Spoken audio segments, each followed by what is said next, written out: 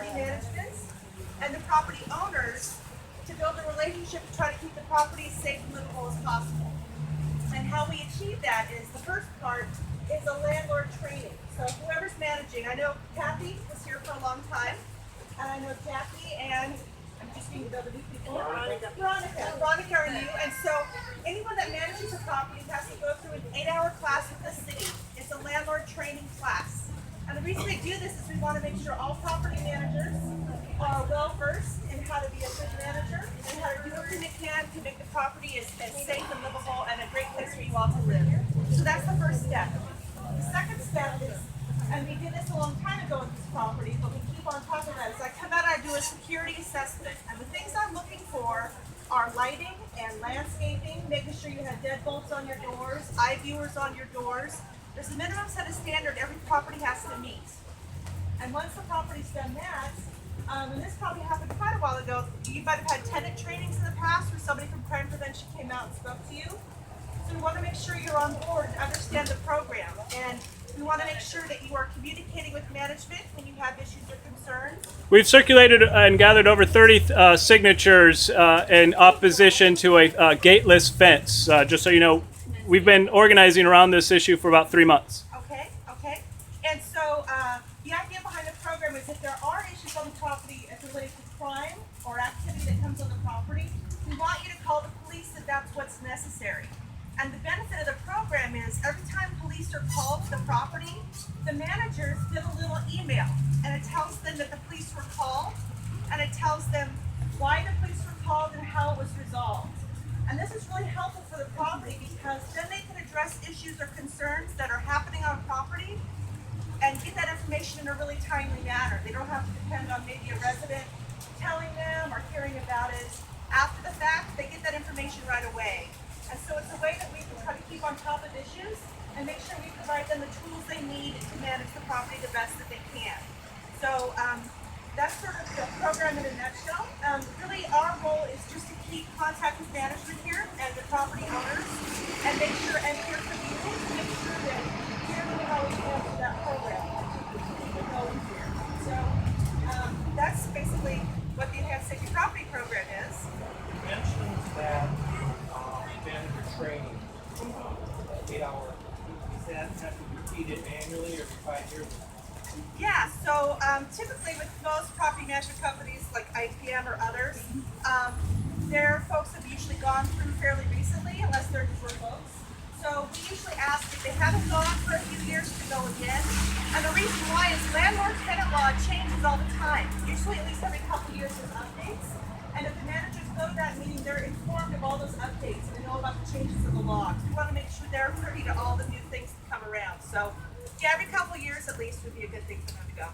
And when is the next class? So the next ones are happening in December, and then they'll come around again in the spring.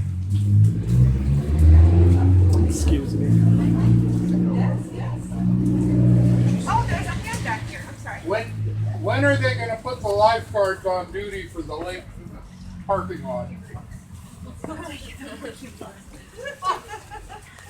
I don't know that I could really answer that question. It sounds like you're concerned about some ponding water, perhaps? What about the lake in the laundry room, in the southwest laundry room?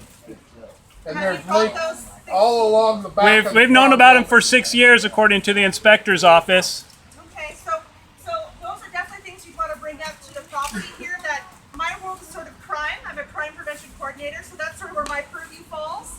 But of course, if you have concerns or things to bring up to management or the owners, that's where you would bring that information. One thing that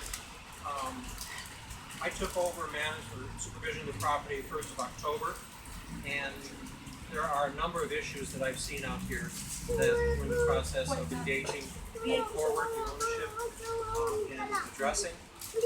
Things might not be moving as quickly as everybody would like, but I am aware, I think, of most of the issues now with the property. The ones with water infiltration or water in the some of the laundry areas. The mold.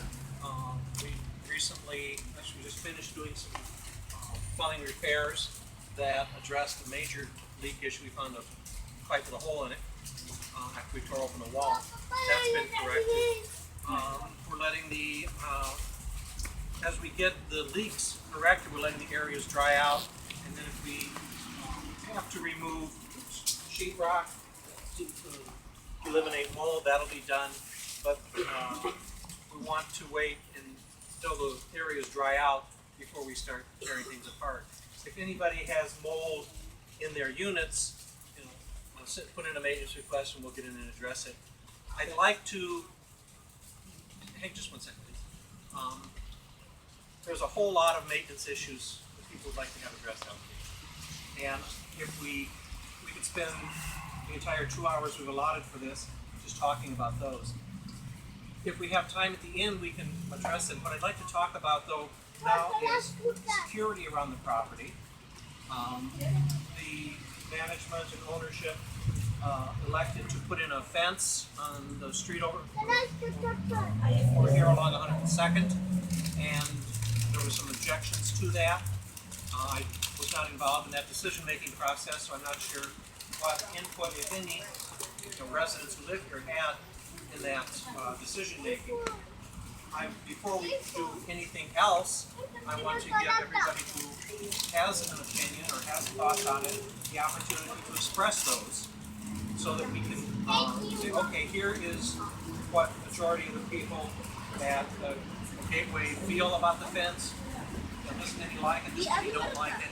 And before a decision is made to do anything else, we got the stationary portions up, and there was going to be a sliding portion. Before we put that up, we take a look at, okay, what do the residents here want to help them feel safe?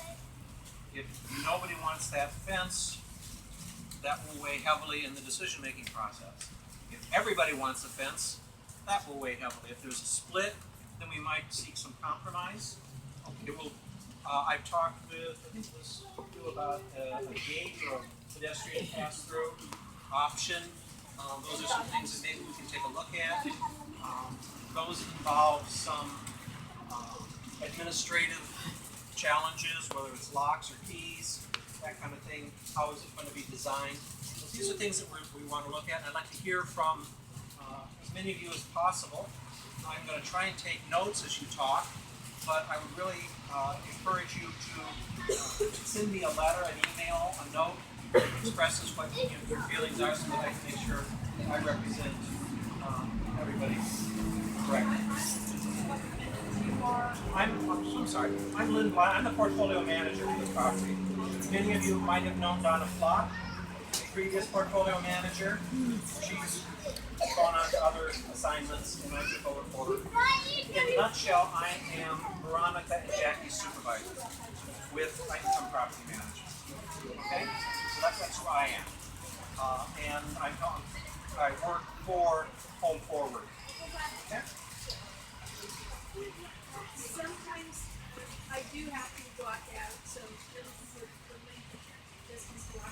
But my concern also is with driving because I'm in the far corner. So in order to I have 2 blocks this way and then 2 blocks going that way. And then when I come home, talking about a total of 8 blocks of extra driving for every time I leave the property, there's a gate from there. And that adds up to gas over time. That's one of my big concerns. Well, if we're talking about that fence over there, I vote no on it. I also drive, and frequently, this intersection over here is so jam-packed, you cannot get in and out. So I have to resort to going in and out over there frequently. So it's easier to get in and out of the property going through that entrance rather than trying to come through this intersection and coming in here. Yes, the intersection. Is that what I'm understanding? Yes.